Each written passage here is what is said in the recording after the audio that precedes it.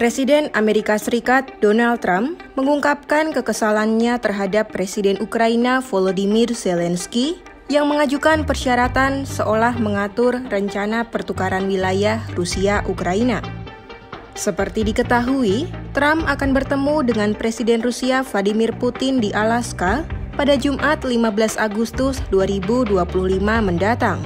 Pertemuan puncak yang sangat penting mengenai perang Ukraina. Dalam pernyataannya di Gedung Putih pada Senin 11 Agustus 2025, Trump mengaku ia dibuat frustasi dan kecewa dengan Zelensky.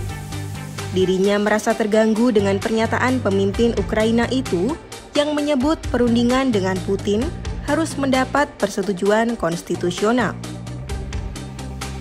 I was a little bothered by the fact that Zelensky was saying, well, I have to get constitutional approval. I mean, he's got approval to go into war and kill everybody, but he needs approval to do a land swap because there'll be some land swapping going on. I know that through Russia and through conversations with everybody to the good, for the good of Ukraine.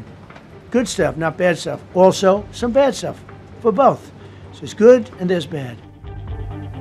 Zelensky disebut mendesak AS dengan menyatakan bahwa Kiev perlu mengadakan referendum nasional mengenai kesepakatan damai apapun yang menetapkan pengakuan kendali Rusia atas wilayah yang didudukinya selama perang. Menurut Trump, pertukaran wilayah itu akan sangat rumit dan sulit dilakukan lantaran Rusia telah menduduki sebagian besar titik utama wilayah Ukraina.